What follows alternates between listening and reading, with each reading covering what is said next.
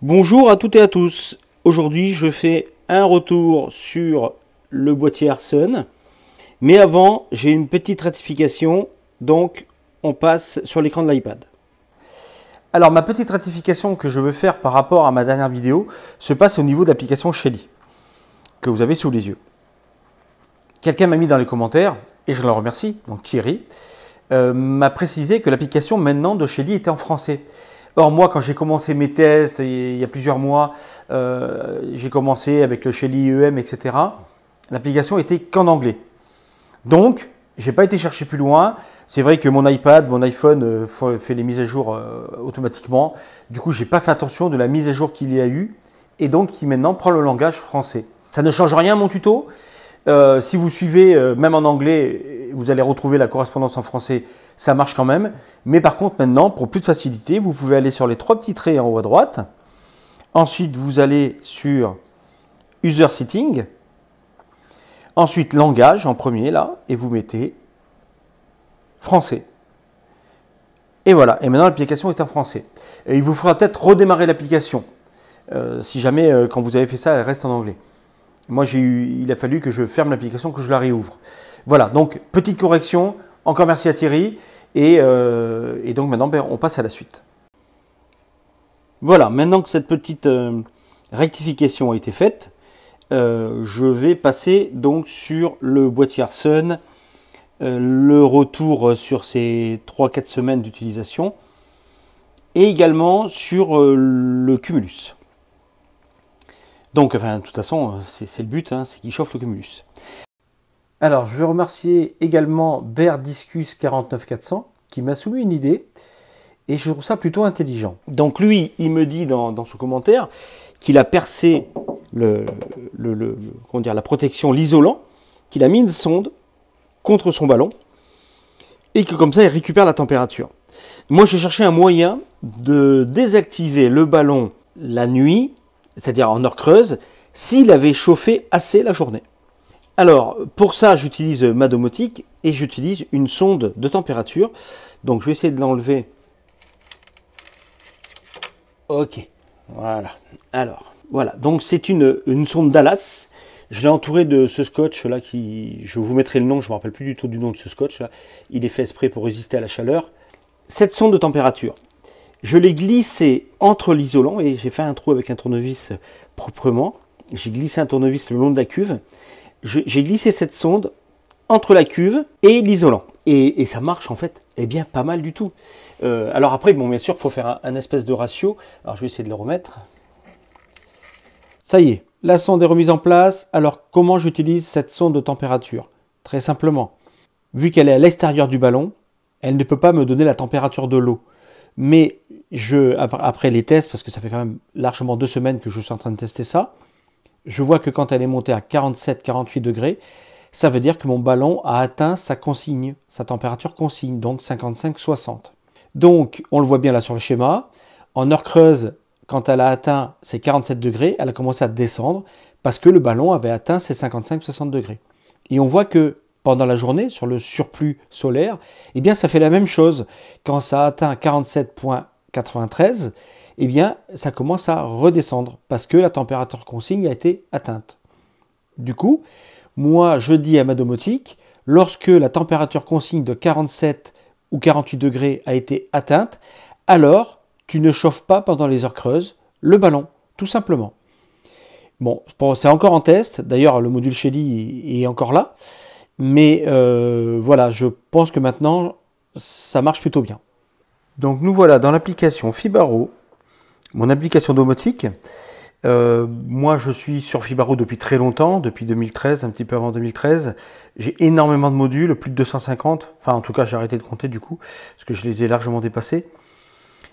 Et de ce fait, eh bien, évidemment, j'ai mis mon ballon d'eau chaude sur cette domotique-là, bien sûr. Maintenant, si je devais tout recommencer à zéro, je partirais sur Home Assistant, parce que Home Assistant est assez complet, il y a beaucoup de compatibilité avec beaucoup de modules, et il est assez simple, et il est gratuit et open source.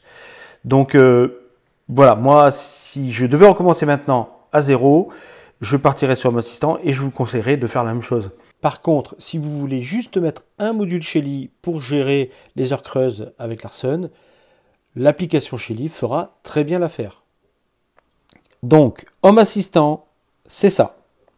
Ça fonctionne sur PC, sur tablette, sur smartphone et sûrement sur plein de supports. Et moi, je m'en sers exclusivement pour ma consommation d'énergie, ma production solaire et un petit peu pour les batteries, mais ça, je vous en parle un petit peu plus loin. Mais maintenant, je sais ce que vous attendez tous, c'est le point sur Larsen. Donc Larsen, je l'ai installé le 12 mars. Et là, voilà, son premier jour de fonctionnement, c'était un jour mitigé, pas de beau temps. Et on a rentré 4 kg de production solaire. Là, vous voyez ici, ça marque 0, c'est-à-dire 0 perte. Et en dessous, vous avez la consommation depuis Enedis, enfin depuis le fournisseur d'énergie, donc 28,4 kg. Et en face, nous avons la consommation totale, donc tout confondu, 32,4. Réellement, si on descend en bas, nous voyons que réellement, nous avons perdu 40 watts. Alors pourquoi ça ne s'affiche pas en haut? C'est parce que c'est trop faible. Il faut que ça soit un peu plus important pour s'afficher ici. Alors, donc 12 mars, ça va très bien, on continue. 13 mars, aussi très très bien. 7,3 kg de production solaire. On regarde, on a perdu 20 watts, c'est formidable. Et le 14, c'est là que commencent à arriver les problèmes. En fait, quelque chose qui ne m'est jamais arrivé avec le PVmate, c'est que en pleine journée, entre 14 et 15 heures, le ballon est arrivé à température consigne. Et ça, je m'y attendais pas. Ça m'était jamais arrivé en 3 mois avec le PVmate. Du coup, eh bien, le ballon ne prenait plus d'électricité, enfin de surplus de production photovoltaïque, et tout ça repartait chez le fournisseur d'énergie. C'est là que je me suis dit, il faut vraiment faire autrement. Et donc que j'ai commencé à réfléchir comment faire éteindre le ballon la nuit quand il est assez chauffé la journée, pour plus que ça arrive.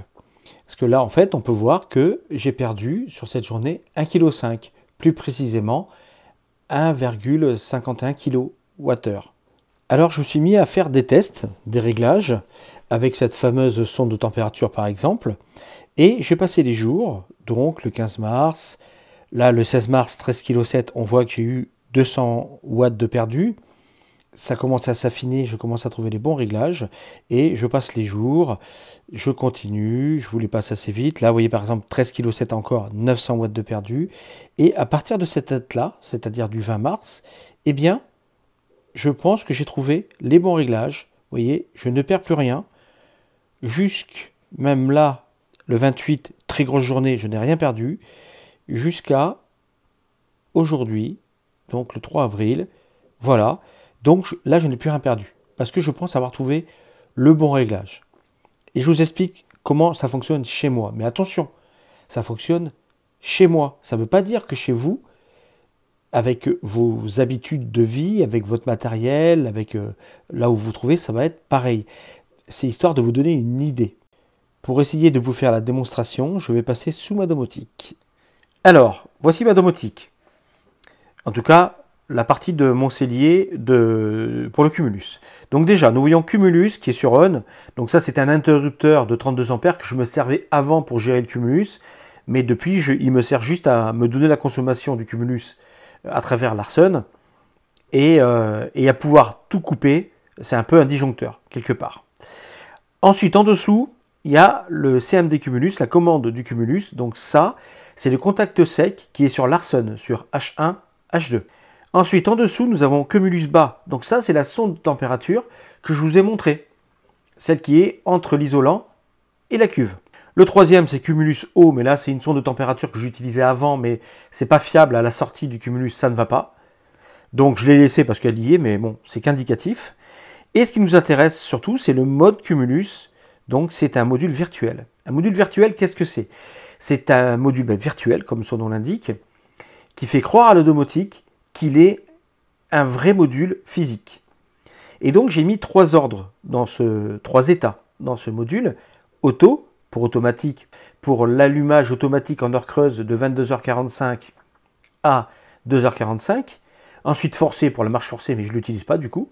Et ensuite le mode stop, pour stop tout simplement, pour arrêter le Cumulus. Alors le mode stop me sert surtout dans les scènes Et justement, je vais vous expliquer comment, à travers ma scène, pour la gestion du surplus solaire, j'utilise ce module virtuel. Alors déjà, posons les bases. Chez nous, nous prenons nos douches le matin.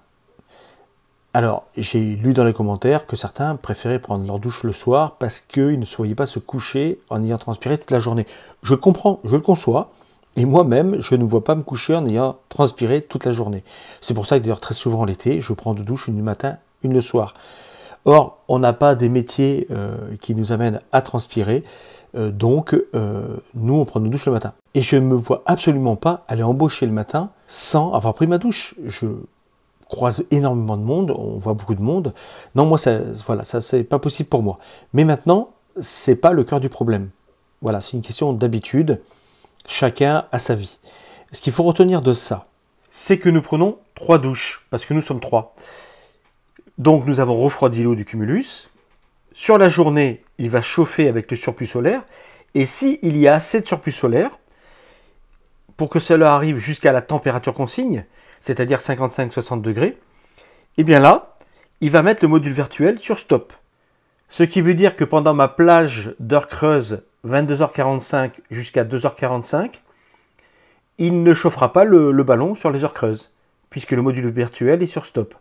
Quand cette plage est dépassée, là, la domotique remet automatiquement le module virtuel sur auto. Donc là, on recommence un cycle, on prend nos 3 douches. Sur la journée, il chauffe le cumulus. Seulement là, par exemple, il n'y a pas de surplus solaire pour chauffer jusqu'à température consigne. Du coup, le module virtuel reste sur auto. Et quand on arrive dans la plage d'heures creuses, 22h45 à 2h45, là, il met en chauffe le cumulus. Et généralement, il ne chauffe pas plus d'une heure, 1h30. À chaque fois, c'est à peu près ça. Et ensuite, ça s'arrête. Et le lendemain, eh bien, rebelote et ainsi de suite. Voilà, donc maintenant, je viens de vous montrer un petit peu comment fonctionne ma domotique et ma chauffe de cumulus avec cette sonde de température et le surplus solaire. Donc pour le moment, ça marche vraiment bien. Et maintenant, je vais vous parler, donc je vous ai dit que j'allais vous parler des batteries. Et donc, eh ben, c'est un peu mon déboire, on va dire, avec les batteries. Bon, les batteries, on est d'accord, pour le moment, vu le prix, c'est pas rentable. Voilà, ça c'est déjà une première chose à savoir. Ça peut aider.